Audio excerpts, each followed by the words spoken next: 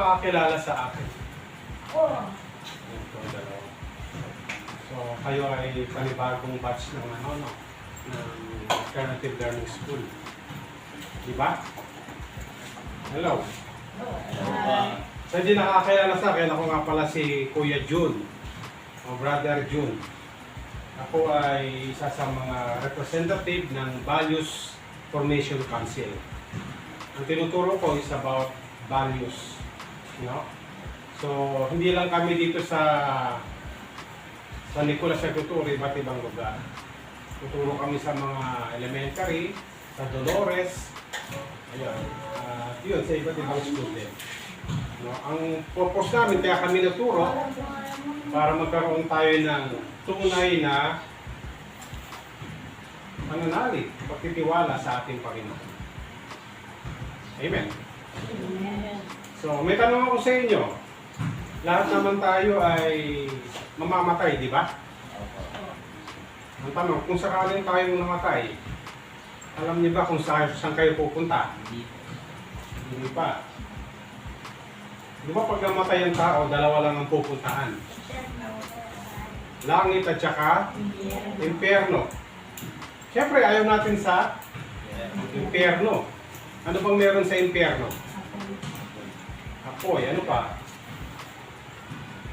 Ano pang meron doon? Mga masamang espiritu, mga demonyo. Alam nyo, yung impyerno, hindi para sa tao yun.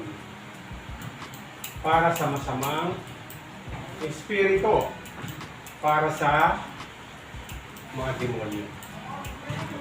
At syempre, gusto natin mapunta tayo sa langit. Amen. So bago tayo mag-umpisa, mag-pray muna tayo. Ama namin, sumasalangit ka, sambahin ang ngalan mo. Naparito po kami ngayon para makapakinig at makapag-aral ng iyong salita. Dalangin po namin ang salita mo na aming tatalakayin ay maging gabay at kalakasan po namin. Biniblas ko po ang bawat isang mga kabataan na narito, maging sa kanilang guro. We declare wisdom, guidance, protection, be upon us. Naniniwala po kami na wala kami magagawa kung kami po hiwalay sa iyo. Hinaalaw po namin ang Banal na Espiritu ang maging gabay at tagapagturo po namin. Salamat po, Ama. Muli ang kapayapaan mo, biyaya mo, ang siyang mahayag sa lugar na ito. Pinupuri ka namin, pinapasalamatan. Sa pangalan ni Jesus. Amen. Amen. Amen. So nakita natin dito na ang tao ay nilikha ng Diyos para mapabilang sa kanyang kaharian dun sa langit.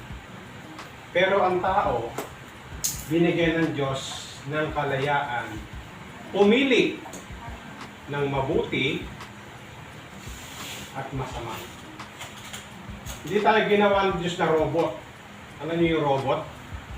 Di ba yung robot pagka sinususi mo, kinukontrol mo? Kung saan mo lang siya nais dalhin, doon lang siya pupunta. Kasi nakokontrol mo siya eh. Di ba?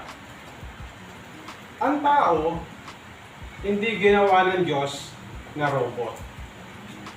Hello? Tayo ay binigyan ng Diyos ng kalayaan, mamili kung ano yung mabuti at masama. Siyempre, gusto natin gumawa na mabuti. Pero bakit may mga tao gumagawa pa rin ng masama? Sa tingin nyo, bakit kaya siya nai-impluwensyahan gumawa ng masama? Sa problema, ano pa? Ha? Sa kagutuman, gumagawa ng masama, nagnanakaw, pumapatay. Di ba? Kahirapan. Sabi nga ng Biblia, ang kabayaran ng kasalanan ay kamatayan. at parusa. Ngunit ang kaloob ng Diyos ay buhay na walang hanggan. So dahil ang tao ay sumuway sa utos ng Diyos, sumuway sa nais ng Diyos, ano nangyari sa kanya? Siya ay nahiwalay sa ating Panginoon. Dahil sa kasalanan. Sino rito ang hindi nagkakasala? Lahat tayo ay may kasalanan. Di ba? Anong gagawin natin para mapatawad yung kasalanan natin? Di ba? Manumbalik, magtiwala sa ating Panginoon. Sabi nga nila, hindi natin kayang baguhin yung ating sarili. Di ba may kanta na, gusto kong bumait, ngunit hindi ko magawa. Nasa Diyos ang awa, nasa tao ang gawa. So lahat ng tao ay nilikha ng Diyos. Amen. Amen. Lahat tayo nilikha ng Diyos. Nung ikaw ay nasa tiyan pa lang ng iyong mga magulang, ikaw ay hinuhubog na ng Panginoon. Lahat tayo nilikha ng Diyos. Pero hindi lahat anak ng Diyos. Dalawa lang yan eh. Kung hindi ka anak ng Diyos, kanino kang anak? Di ba? May anak ng demonyo, may anak ng Diyos. Siyempre, gusto natin lahat tayo maging anak ng Diyos. Paano tayo magiging anak ng Diyos? Diba? Magbago. Ano pa? Paano tayo magiging anak ng Diyos? Ha? Magalang. Sabi ng Biblia, gayon na lamang ang pag-ibig ng Diyos sa sangkatauhan. Ibinigay niya ang kanyang buktong na anak. Sino yung buktong na anak? Si Jesus. Upang ang sino man sumampalataya at manalig kay Jesus ay hindi mapahamak, kundi magkaroon ng buhay na walang hanggan. So ibig pala sabihin, para maging anak ka ng Diyos, kailangan mong tanggapin si Jesus bilang Panginoon mo at tagapagligtas. Ikaw ay magiging anak ng Diyos. Di ba? Sabi ng Biblia sa John 1:12, ngunit ang lahat ng tumanggap at nanalig kay Kristo ay binigyang karapatan maging maging anak ng Diyos. Di ba? Pag pinapasok mo si Jesus sa iyong buhay, tinanggap mo siya bilang Panginoon, ikaw ay mapapabilang sa sa anak ng Diyos. Amen. Amen. Di ba? Sabi nga ng Biblia sa John 14:6, si Jesus ang daan, ang katotohanan, at ang buhay. Walang makakapunta sa Ama kung hindi tayo mananalig kay Jesus. Amen. Amen. So kailangan pala, papasukin natin si Jesus. Sabi nga sa Biblia, ang Panginoon ay kumakatok sa pintuan. Pagka pinagbuksan mo si Jesus, ano gagawin niya? Siya ay papasok at maghahari sa ating buhay. Amen. Amen. Alam niyo, nung nalala ko nung ako ay kabataan pa, kay dad niyo, marami akong vision nun. Alak, sugal, sigarilyo. Wala rin akong gana mag-aral nun kasi gusto ko lakwatsa. Barkada. Pupunta kami dun sa bahay ng classmate ko, magiinom kami. Papasok kami sa school, nakainom, lasing. Kaya, yun, napabayaan ko yung pag-aaral. Sa awa naman ng Panginoon, pumapasa. Kaso, kapasang awa. 75, 76, 77. Ganun, kasi nga, nagkaroon na, mali yung ano ko, mali yung sinamahan kong mga kaibigan. Minsan pa nga, meron akong grade na 73 ata yun. Natatakot akong makita ng nanay ko. Ginawa ko, kung akong ballpen, ginawa akong 78. 78 o 70, ano. Yung 73, ginawa kong 78 para di ako pagalitan. Para pasado. Kasi pagka may 72 ka, 73, kulay-pula yun eh. Ibig sabihin, bagsak. Ayan. Ay, iniba ko. Eh kaso, nalaman ng teacher ko, pagalitan. Di ba?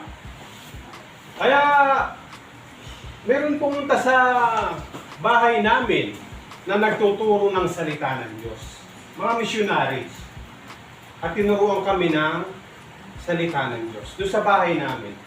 At ito'y tinanggap ko sa aking puso. At unti-unti, anong nangyari sa akin? Nagbago. Dati, marami akong bisyo. Alak, sugal, sigarilyo.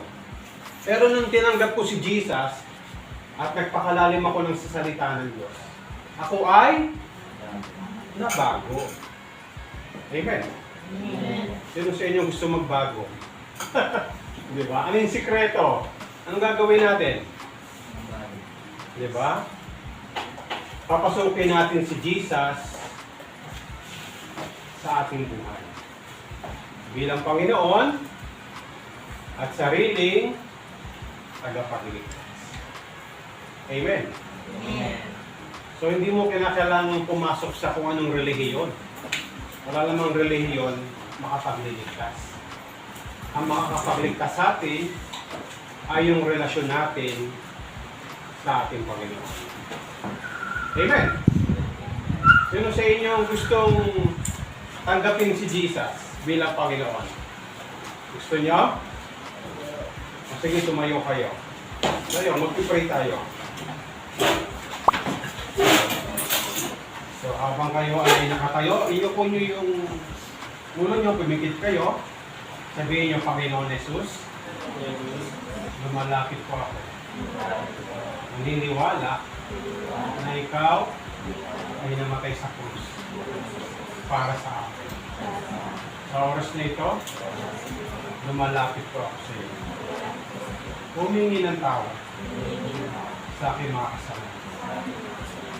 Panginoon Jesus, ikaw na po ang maghari sa aking buhay. Tinatanggap kita bilang Panginoon at tagapagligtas ng aking buhay. Salamat po sa buhay na walang hanggan, sa kaligtasan na binigay mo para sa akin. Ito po ang aking panalangin sa pangalan ni Jesus. Amen. Sige, makakaupo na tayo. So, babalik ko lang yung tanong ko kayo sa inyo kanina. No? Ang tanong ko kanina, kung sakaling ikaw ba ay mamatay ngayon, halimbawa lang, mamatay tayo, alam mo na ba kung saan ka pupunta? Hindi po. Hindi pa. Ano ba dapat natin gawin para mapunta tayo sa langit? Bago. May bago, ano pa? Nanalig.